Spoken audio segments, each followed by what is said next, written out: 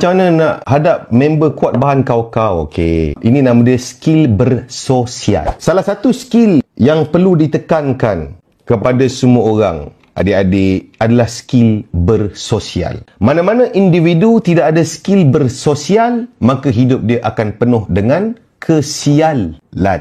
Betul tak kawan-kawan? Kalau betul, type betul. Kita tak boleh nafikan.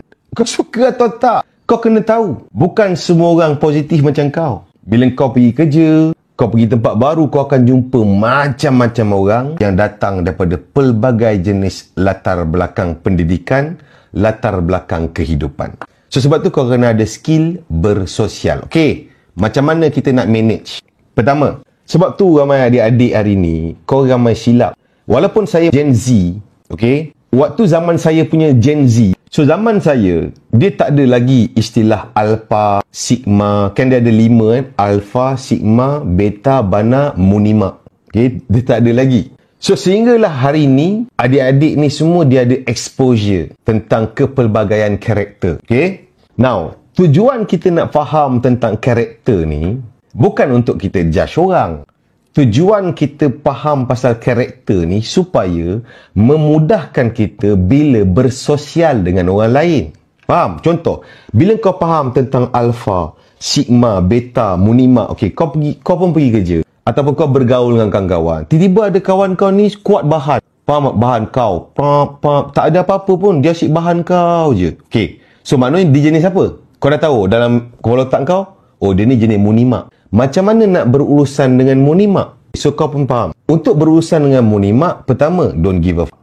Okay? Sebab apabila dia melontarkan kata-kata yang tak elok dekat kita dan kita izinkan kata-kata tu duduk dalam kepala otak kita, maksudnya kita biarkan dia rent a space dalam kepala otak kita. Lepas dia cakap, dia happy teruskan hidup dia, isap okok seluduk. Tapi kita bawa dalam kepala otak kita, dalam hati kita, kita bawa perkataan dia tu. Sambil mandi, kita tumbuk-tumbuk dinding. Kenapa kau mengatakan begitu? Tapi dia tengah ketawa.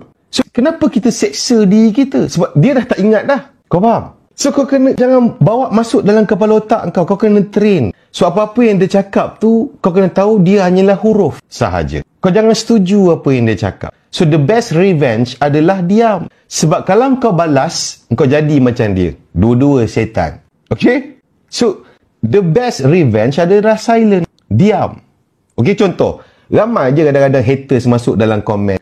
Dia orang kena tahu. Saya pilih tak reply, tak balas, bukan sebab saya lembik. Sebab saya tahu. Saya adalah orang yang jenis apa tahu? Do whatever I do, I will always be a good one. Saya tahu saya jenis macam tu. So, saya tahu. Saya tak boleh hilang sabar. Sebab kalau hilang saya punya sabar, sebab nanti saya yang menyesal. Sebab saya kalau bagi balik, dia tidak akan lupa sehingga tiupan sangkakala.